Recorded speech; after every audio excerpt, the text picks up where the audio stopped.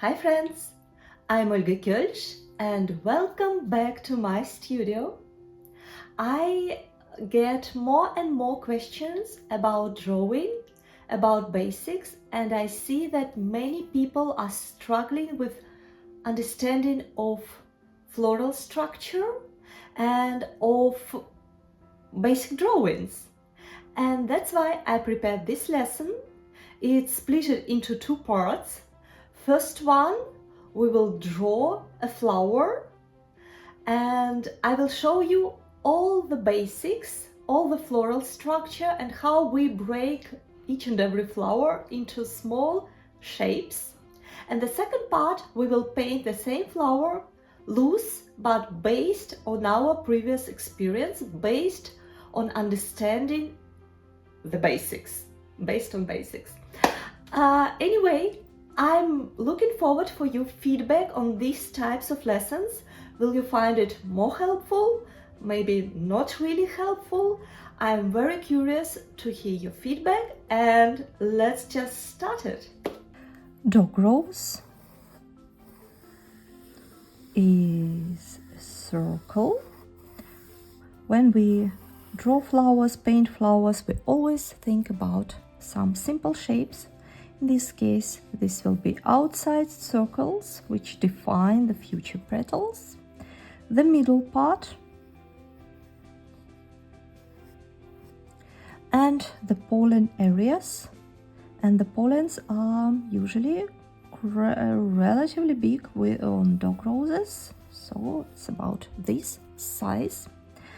Now, the middle part consists of small, tiny circles, very dense, so we just fill in all these parts. Now, next part will be petals. Petals has a little bit heart shape, but not very defined heart, but with small wave inside in the middle. Now let's map out our 5 petals and roughly paint them. Could look at our reference.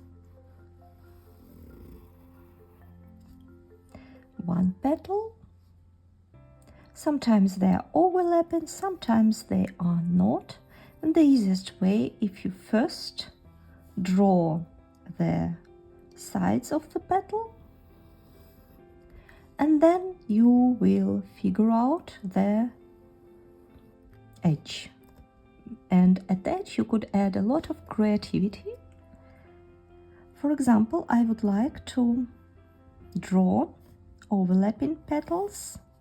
I first set up the sides and then I would like to add a curve, and this petal will have some bent area, and I will show you a little bit later on how to beautifully paint it.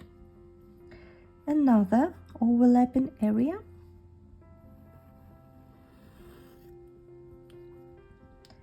We're thinking that we are drawing hearts, but with some extra waves in it. And again, one more petal overlapping on both sides. We see just the very top of it. Try to avoid being too symmetrical. Flowers usually are very, very different. Always nice to add some extra bent area. So now we shaped all petals, and let's create pollen areas. Pollens usually they looks like a small tiny little leg with such an element on the top. That doesn't mean that we need to paint those highly detailed pollens. No, not really. we paint them on different levels, a little bit chaotical.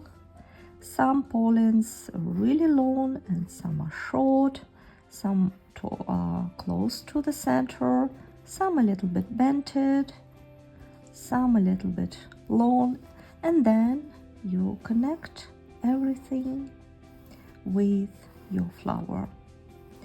If you are drawing a sketch which you later on would like to fill in and to color it, I would recommend you not to go too much into details on that stage.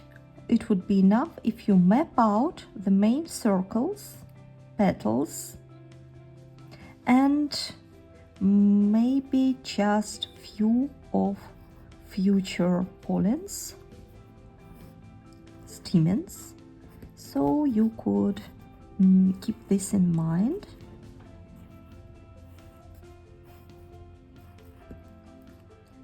About this. And now let's switch to painting.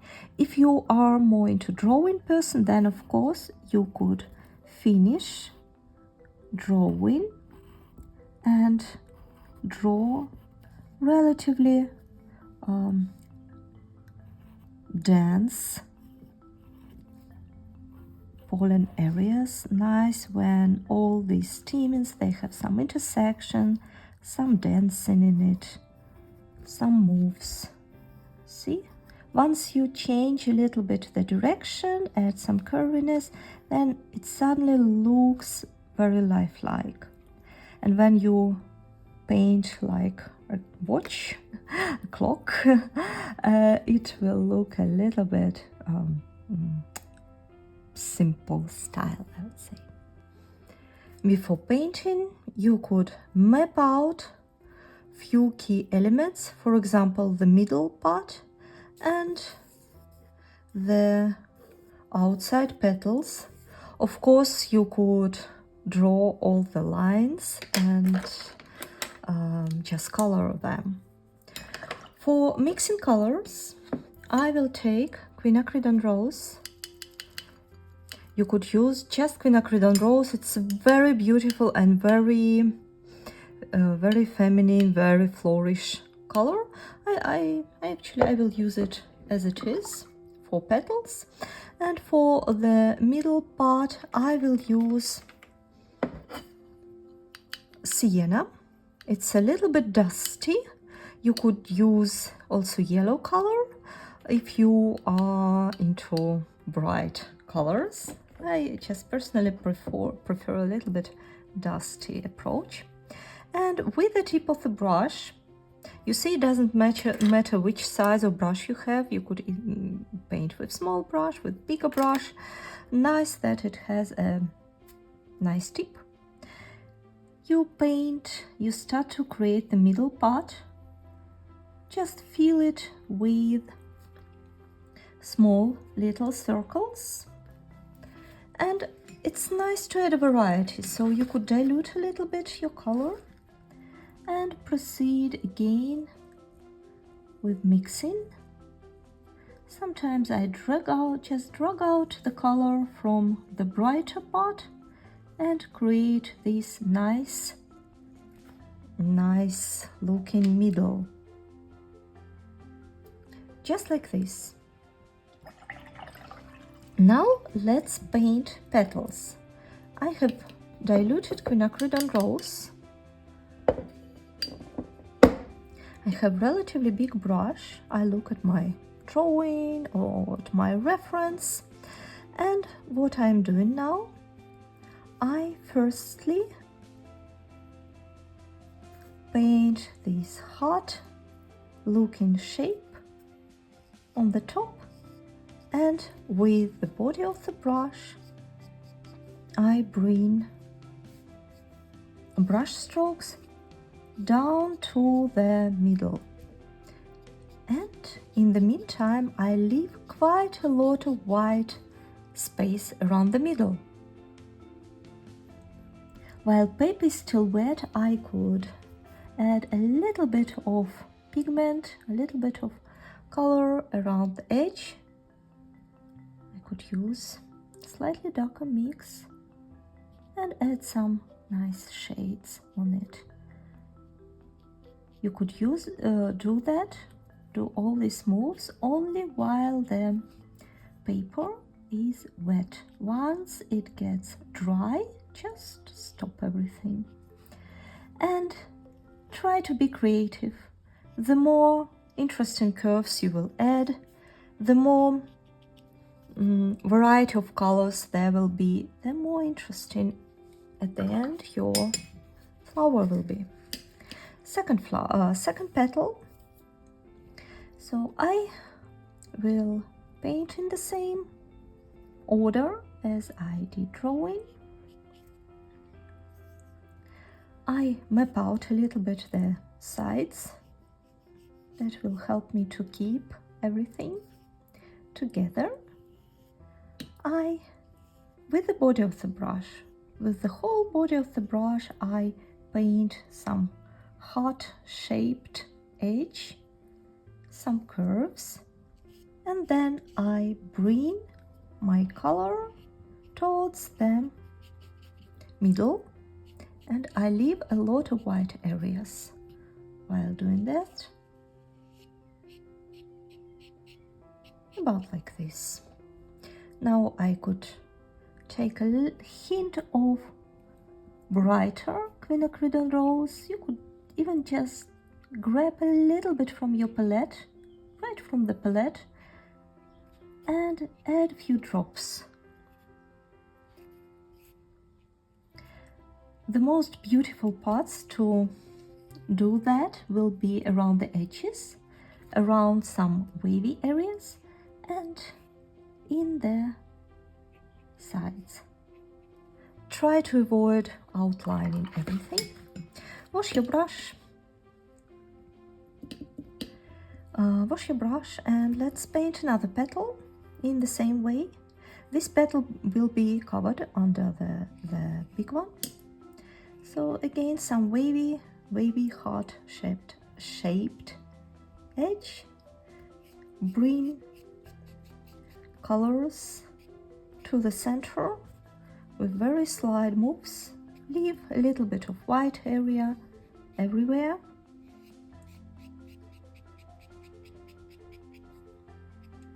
Now you see, while we are doing so, we create this area for future pollens.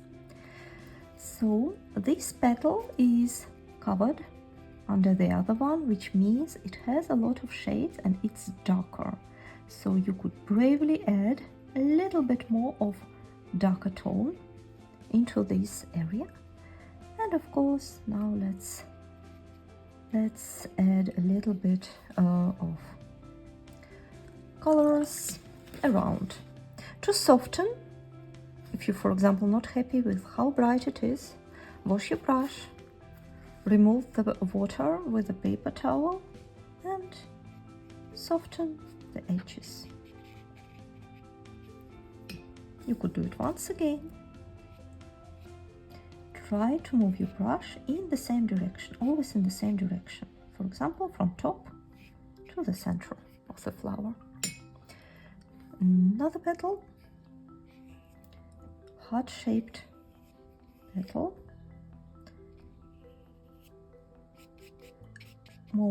A lot of pink on the edge and a lot of white areas in the middle. Same idea.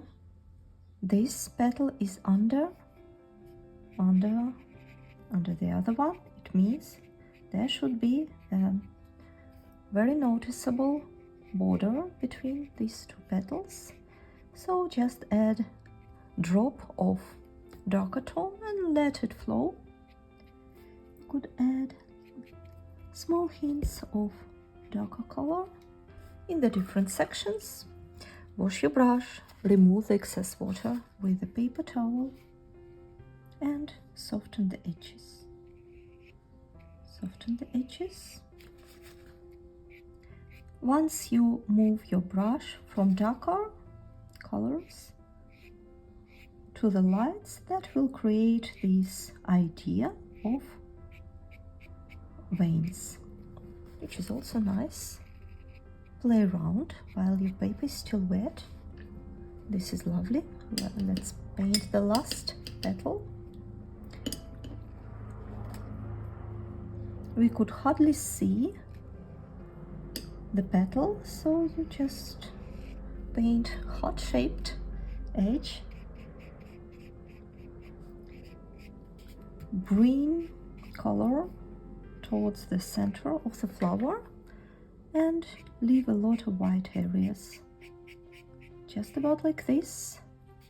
Create borders with darker tones. Sometimes I just grab color right from the palette, but you could do that only if you apply it on wet paper. Otherwise it will look too dense, it will look like gouache or acrylic, and we are painting watercolor, and the main part of watercolor is water. Keep this in mind and you will get very beautiful results. So that's our darkest petal because it's basically all covered with the others. Now let it all dry and then let's add details. For painting stamens and pollens, I will use burnt sienna or any dark brown from your palette, and sienna, just natural sienna for lighter parts. We fortunately already left a lot of white space in the middle. With the tip of the brush, I paint few stamens.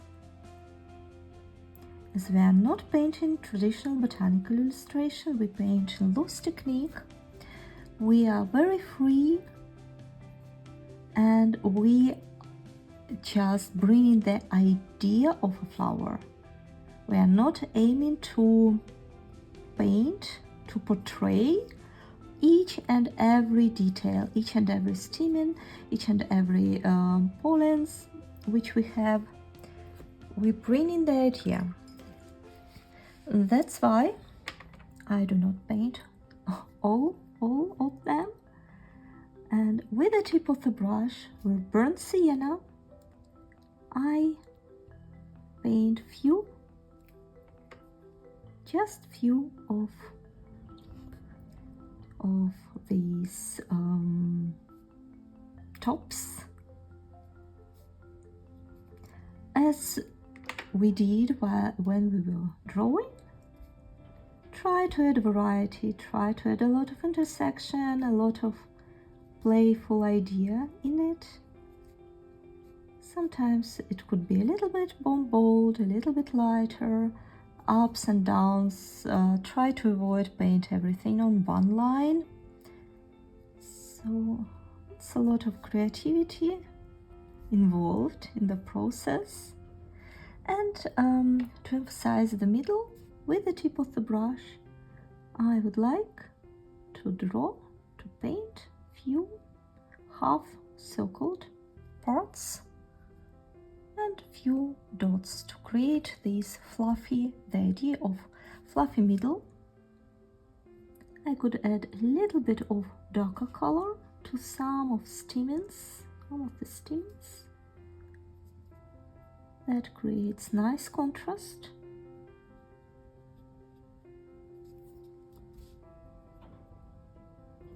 Just about like this. And let's paint few band areas. You will need your pink color.